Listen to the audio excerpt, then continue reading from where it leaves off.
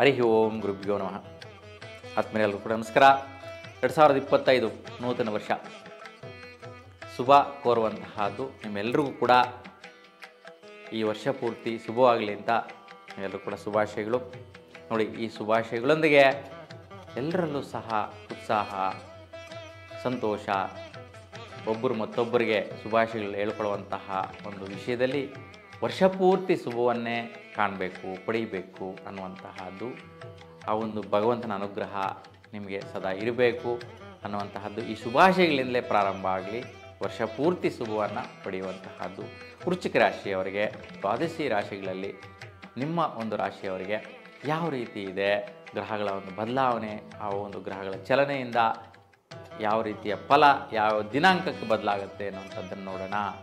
ಮುಖ್ಯವಾಗಿ ಸ್ವಲ್ಪ ಮನೆ ಕಡೆ ಸಂಕಷ್ಟಗಳು, ಚಿಂತೆಗಳು, ಯೋಚನೆ ಬರುವಂತಹದ್ದು, ತುಂಬ ಶ್ರಮದಾಯಕದಿಂದ ಅಭಿವೃದ್ಧಿ ಮಾಡ್ಕೋಬೇಕು. ಮನೆ ಕಡೆ ಯಾವುದ್ಯಾವುದೋ ಕೆಲಸಗಳು ನಿಂತೋಗಿತ್ತು, ಅದೆಲ್ಲವೂ ಕೂಡ ಮುಗಿಸ್ಕೋಬೇಕು, ಅವೆಲ್ಲ ಕೂಡ ಸಕ್ಸಸ್ ಮಾಡ್ಕೋಬೇಕು ಅಂತ ನಿಮ್ಮ ಸ್ವಸ್ಥಾನ, ನಿಮ್ಮ ಸ್ವಂತ ಸ್ಥಳ, ಸ್ವಂತ ಜಾಗ, ಮನೆ ಕಡೆ ಈ ವಿಚಾರದಲ್ಲಿ ಸ್ವಲ್ಪ ಪ್ರಯತ್ನಗಳು ದೀರ್ಘಕಾಲದಿಂದ ನಡೀತಾ ಇದೆ, ಮುಂದುವರಿಸ್ತಾ ಇದ್ದೀರಾ.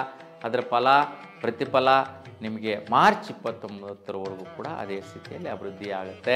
ಯಾವುದೇ ವೈಪರೀತ್ಯ ಇರೋದಿಲ್ಲ. ಆ ನಂತರ ಮಾರ್ಚ್ 21 ತದನಂತರ ನಿಮಗೆ ಪಂಚಮ ಸ್ಥಾನಕ್ಕೆ ಅಂದರೆ ಮೀನ ರಾಶಿಗೆ ಶನಿ ಪ್ರವೇಶ ಆಗ್ತಾನೆ. ಆಯಿತು, ಮೀನ ರಾಶಿಗೆ ಶನಿ ಬಂದ 2.5 ವರ್ಷಗಳ ಕಾಲ ಇರ್ತಾನೆ.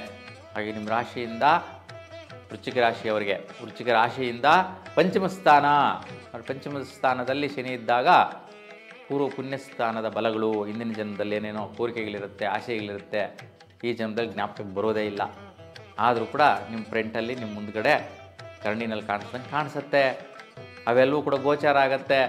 ಏನೇನೋ ಸಾಧನೆಗಳೆಲ್ಲ ಮುಗಿಸ್ಬೇಕಪ್ಪ ಅನ್ನುವಂತಹದ್ದೆಲ್ಲ ಕೂಡ ಗಮನಕ್ಕೆ ಬರುತ್ತೆ 2.5 ವರ್ಷಗಳ ಕಾಲ. ಹಾಗಾಗಿ ಶನಿಯ ಬಲ ಪ್ರತಿಫಲ, ಗುರು ಮನೆಯಲ್ಲಿ ಸಂಚಾರ ಮೀನರಾಶಿಯಲ್ಲಿ, ಅದಕ್ಕೆ ಮಿತ್ರಸ್ಥಾನದಲ್ಲಿ ಶನಿ ಇರ್ತಾನೆ, ಶತ್ರುಭಾವದಲ್ಲಿ ಇರೋದಿಲ್ಲ. ಶುಭದಾಯಕವಾದ ಫಲವನ್ನು ಶನಿ ಕೊಡೋಕ್ಕೆ ಅನುಕೂಲ ಸ್ಥಿತಿ ಇರುತ್ತೆ, ತೊಂದರೆ ವೈಪರೀತ್ಯ ಇರೋದಿಲ್ಲ. ಈಗ ಅದೇ ಪಂಚಮದಲ್ಲಿ ರಾಹು ಸಂಚಾರ ಆಗ್ತಾ ಇದೆ. ಅದಕ್ಕೂ ಸ್ವಲ್ಪ ವಿದ್ಯಾರ್ಥಿ ಮಿತ್ರರು ದೂರ ಸಂಚಾರದಲ್ಲಿ ಡಿಸ್ಟೆನ್ಸ್ಗೆ ಹೋಗುವಂತಹದ್ದು, ಸುತ್ತಾಟ ತಿರುಗಾಟ ಆಗುವಂತಹದ್ದು, ಎಲ್ಲೋ ಹೊರಗಡೆ ಹೋಗಿ ಓದ್ತಾ ಇರ್ತೀರಾ, ಅಬ್ರಾಡಲ್ಲಿ ಓದ್ತಾ ಇರ್ತೀರಾ, ಇಲ್ಲ ಡಿಸ್ಟೆನ್ಸು ಬೇರೆ ಬೇರೆ ಕಡೆ ಹೋಗಿ ಹಾಸ್ಟೆಲ್ ಇರ್ತಕ್ಕಂಥದ್ದು, ಅಲ್ಲೆಲ್ಲ ಓದುವಂಥ ಸಮಯದಲ್ಲಿ ಸ್ವಲ್ಪ ಸ್ನೇಹಿತರಿಂದ ಅಥವಾ ಬೇರೆ ರೀತಿಯ ಒಂದು ವೈಪರೀತ್ಯಗಳಿಂದ ದುರ್ಗುಣಗಳು ಬಂದಿರತಕ್ಕಂತಹದ್ದು, ದುರ್ಘಟನೆಗಳಾಗಿರ್ತಕ್ಕಂತಹದ್ದು ನೋಡಿರ್ತೀರ ರಾಹು ಪ್ರಭಾವದಿಂದ. ಈ ವೈಪರೀತ್ಯ ಅಂತೂ ಇತ್ತು. ಯಾಕೆಂತಂದರೆ ಅಲ್ಲಿದ್ದಾಗ ಸ್ವಲ್ಪ ಸರ್ಪದೋಷ ಜಾಸ್ತಿ. ಈ ಒಂದು ವೈಪರೀತ್ಯದಿಂದ ನೀವು ತುಂಬಾ ಒತ್ತಡಗಳಿಗೆ ಸಿಕ್ಕಾಕೊಂಡಿರ್ತೀರ. ಈಗ ಆ ವೈಪರೀತ್ಯ ಯಾವಾಗಪ್ಪ ನಿವಾರಣೆ ಆಗೋದು ಕೂಡ ತಿಳ್ಕೊಬೇಕಲ್ವಾ. ಈ ಸ್ಥಿತಿ ಎಲ್ಲಿವರೆಗೂ ಇರುತ್ತೆ ಅಂತಂದರೆ ಮೇ 30ನೇ ತಾರೀಕುವರೆಗೂ ಕೂಡ ಇರುತ್ತೆ.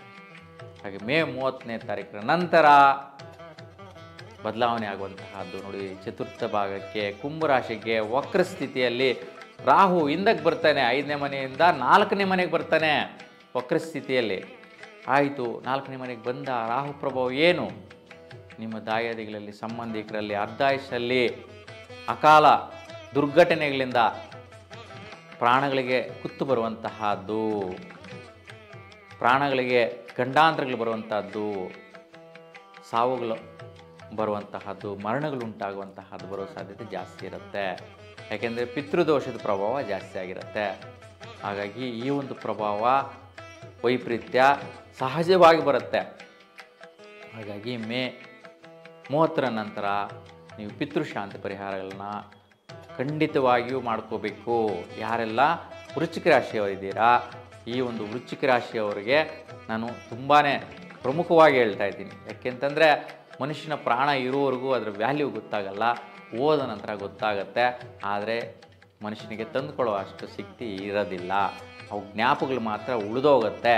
ಹಾಗೆ ನಿಮಗೆ ರಕ್ತ ಸಂಬಂಧಿಕರು, ದಾಯಾದಿಗಳು, ನಿಮ್ಮ ಹಿತೈಷಿಗಳು ಹೊರಟೋದ್ರು, ಹೋಗ್ಬಿಟ್ರು, ಕಳ್ಕೊಂಡ್ರಿ ಅಂದರೆ ಮತ್ತೆ ಬರೋದಿಲ್ಲ. ಹಾಗಾಗಿ ಅವ್ರು ಹೋಗೋಕ್ಕೆ ಮುಂಚೆನೇ ನಿಮ್ಮ ಜಾತಕನೇ ಹೇಳ್ತಾ ಇದೆ, ನಿಮ್ಮ ದಾಯಾದಿಗಳಿಗೆಲ್ಲ ಕಂಠಗಳಿದೆ ನೋಡಿ ಅಂತ. ಹಾಗಾಗಿ ಮುನ್ಸೂಚನೆ ಕೊಡುವಂತಹದ್ದು ಈ ಗ್ರಹಗಳು ವೈಜ್ಞಾನಿಕವಾಗಿ ಯಾವ ಸ್ಥಾನದಲ್ಲಿ ಸಂಚಾರ ಮಾಡ್ತಾ ಇದೆ ಅದರ ಎಫೆಕ್ಟ್ ಅಲ್ಲಿಂದ ಬರ್ತಾ ಇರುತ್ತೆ.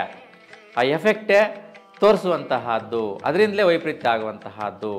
ಹಾಗಾಗಿ ನಾನು ನಿಮಗೆ ಭಯ ಇಕ್ಸ್ತಾ ಇಲ್ಲ, ಭಯ ಪಡಿಸ್ತಾ ಇಲ್ಲ, ಅದರಿಂದ ವೈಪರೀತ್ಯ ಕಾದಿದೆ ಅಂತ ತಿಳಿಸ್ತಾ ಇದ್ದೀನಿ. ಅದಕ್ಕೆ ಸೂಕ್ಷ್ಮವಾದ ಪರಿಹಾರ ಏನು ಅಂತಂದರೆ ಪಿತೃಶಾಂತಿ ಪರಿಹಾರ ಅಥವಾ ನಾರಾಯಣ ಬಲಿ. ಪುಣ್ಯಸ್ಥಳಗಳಲ್ಲಿ, ನದಿ ತೀರ ಪ್ರದೇಶಗಳಲ್ಲಿ, ಈಗ ನಮ್ಮ ಬೆಂಗಳೂರಿಗೆ ಹತ್ತಿರ ಅಂದರೆ ಶ್ರೀರಂಗಪಟ್ಟಣ, ಇದು ಅಲ್ಲ ಅಂದರೆ ಗೋಕರ್ಣ, ಇಲ್ಲಾಂದರೆ ಗಯಾ ಶ್ರಾದ್ದ, ಇವೆಲ್ಲ ಅನುಕೂಲ ಇರೋರೆಲ್ಲ ಮಾಡಿಕೊಂಡ್ರೆ ತುಂಬ ಉತ್ತಮ. ವೃಶ್ಚಿಕ ರಾಶಿಯವರು ಮೇ 30ರ ನಂತರ, ಆ ಒಂದು ದಿನಾಂಕದ ನಂತರ ಮಾಡ್ಕೋಬೇಕು. ಆ ನಂತರನೇ ಬರೋದು. 1.5 ವರ್ಷಗಳ ಕಾಲ ಇರುತ್ತೆ ಈ ಎಫೆಕ್ಟು. ರಾಹು ಅಲ್ಲೇ ಇರ್ತಾನೆ, ವಕ್ರಸ್ಥಿತಿಯಲ್ಲಿ ಸಂಚಾರ ಮಾಡ್ತಾ ಇರ್ತಾನೆ. 3 ನಕ್ಷತ್ರಗಳಲ್ಲಿ ಕುಂಭರಾಶಿಯಲ್ಲಿ ಪೂರ್ತಿ ಕಾಲ ಇರ್ತಕ್ಕಂತಹದ್ದು. ಹಾಗಾಗಿ ಈ ಒಂದು ವೈಪರೀತ್ಯಕ್ಕೆ ಪರಿಹಾರ ಪಿತೃಶಾಂತಿ ಪರಿಹಾರ.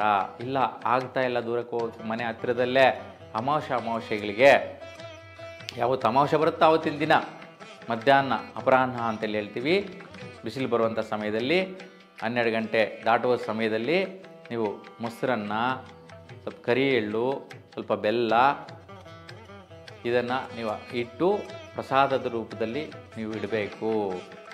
ಕರಿ ಎಳ್ಳು, ಬೆಲ್ಲ, ಮೊಸರನ್ನು, ಇದ್ರ ಮೇಲೆ ತುಳಸಿ ಎಲೆಗಳನ್ನು ಇಟ್ಟು ನೀರೊಂದು ಗ್ಲಾಸಲ್ಲಿ ಇಟ್ಟು ನೀವು ಕಾಗೆಗಳಿಗೆ ಇಡಬೇಕು. ಕಾಗೆಗಳು ಅಂತಂದರೆ ಏನಪ್ಪ ಅಂದರೆ ಶನಿಯ ವಾಹನ ಆಗಿರ್ಬೋದು, ಆದರೆ ಈ ಒಂದು ಆತ್ಮಗಳು ಬೇಗ ಸಂಚಾರ ಮಾಡುವಂತಹದ್ದು, ಸೇರಿಕೊಳ್ಳುವಂತಹದ್ದು ಕಾಗೆ ವಾಹನದಲ್ಲಿ, ಕಾಗೆಗಳಲ್ಲಿ. ಕಾಗೆಗಳ ರೂಪದಲ್ಲಿ ಬಂದ ಪ್ರಸಾದ ಮುಟ್ಟೋದ್ರಿಂದ ನಿಮಗೆ ಈ ದೋಷಗಳೆಲ್ಲವೂ ಕೂಡ ನಿವಾರಣೆ ಆಗಿಬಿಡುತ್ತೆ. ಪಿತೃ ದೇವರುಗಳು ಅಂದರೆ ಹೋಗಿರ್ತಕ್ಕಂಥ ಆತ್ಮಗಳು ಆ ಒಂದು ಕಾಗೆಗಳ, ಪಕ್ಷಿಗಳ ಒಂದು ರೂಪದಲ್ಲಿ ಆತ್ಮ ಸಂಚಾರ ಮಾಡಿ ಆ ಒಂದು ಪ್ರಸಾದನ ಸ್ವೀಕರಿಸಿದರೆ ಅವರ ಆಶೀರ್ವಾದ ನಿಮಗೆ ಸಿಕ್ಬಿಡುತ್ತೆ. ಶ್ರೇಷ್ಠವಾದ ಫಲಗಳನ್ನು ಪಡೆಯುವಂತಹದ್ದು ನಿಮ್ಮದಾಗುತ್ತೆ. ಹಾಗಾಗಿ ನೋಡಿ, ಪರಿಹಾರದಿಂದ ಶ್ರೇಷ್ಠ ಫಲ ಸಿಗತ್ತೆ. ಪರಿಹಾರ ಮಾಡಿಲ್ಲ ಅಂದರೆ ದುರ್ಘಟನೆಗಳನ್ನ ಪಡೆಯುವಂತಹದ್ದು ಕೂಡ ಇರುತ್ತೆ. ಇನ್ನು ಗುರುವಿನ ಸಂಚಾರ ಅದ್ಭುತವಾಗಿದೆ, ಗುರುಬಲ ಇದೆ. ಹಾಗೆ ವಿವಾಹಗಳಾಗುವಂತಹ ಅವರಿಗೆ, ಶುಭ ಕಾರ್ಯಗಳಾಗುವ ವಿಚಾರದಲ್ಲಿ ನಿಮಗೆ ತುಂಬ ಉತ್ತಮವಾದಂತಹ ಫಲ ಮೇ 15ರವರೆಗೂ, ಅಲ್ಲಿವರೆಗೂ ಕೂಡ ಗುರುಬಲ ಇದೆ. ಹಾಗಾಗಿ ಯಾರ್ಯಾರು ವಿವಾಹ ಆಗಬೇಕು ಅಂತಿದ್ದೀರಾ ಅಂಥವರೆಲ್ಲರೂ ಕೂಡ ಒಳ್ಳೆಯ ಲಗ್ನಗಳನ್ನು ತಾರಾಬಲ ರೀತಿ ನೀವು ನಿರ್ಣಯಿಸಿಕೊಂಡು ತೋರಿಸ್ಕೊಂಡು ನಿಮ್ಮ ಹತ್ರ ಇರ್ತಕ್ಕಂಥ ಪುರೋಹಿತರ ಹತ್ರ, ಪಂಡಿತರ ಹತ್ರ ಮೇ 15ರೊಳಗಡೆ ವಿವಾಹ ಕಾರ್ಯಗಳನ್ನು, ಶುಭ ಕಾರ್ಯಗಳನ್ನ ಮುಗಿಸ್ಕೊಳ್ಳಿ. ಆನಂತರ ಗುರು ಅಷ್ಟಮಕ್ಕೆ ಹೋಗ್ತಾ ಇದ್ದಾನೆ ನೋಡಿ. ಅಷ್ಟಮದಲ್ಲಿದ್ದಾಗ ಗುರುಬಲ ಇರೋದೇ ಇಲ್ಲ. ಅಷ್ಟಮ ಸಂಚಾರದಿಂದ ನಿಮ್ಮ ರಾಶಿಯನ್ನು ನೋಡ್ತಾ ಇರ್ತಾನೆ ಗುರು. ಹಾಗಾಗಿ ಅಷ್ಟಮದಲ್ಲಿದ್ದರೆ ಕಷ್ಟದಲ್ಲಿರ್ತಕ್ಕಂತಹ ಸ್ಥಿತಿ ಅಂತೇಳಿ ಹೇಳ್ತೀವಿ ನೋಡಿ. ವೈಜ್ಞಾನಿಕವಾಗಿ ಜ್ಯೋತಿಷ್ಯನ ಯಾವ ರೀತಿ ನಾವು ಜ್ಯೋತಿಷ್ಯ ಭಾಷೆಯಲ್ಲಿ ಮಾತಾಡ್ಕೋಬೇಕಾಗಿರುತ್ತೆ. ಅದಕ್ಕೆ ಅಷ್ಟ, ನಷ್ಟ, ಕಷ್ಟ ಅಂತೇಳಿ ಹೇಳ್ತೀವಿ, ಆರೋಗ್ಯ ನಷ್ಟ ಅಂತ ಹೇಳ್ತೀವಿ.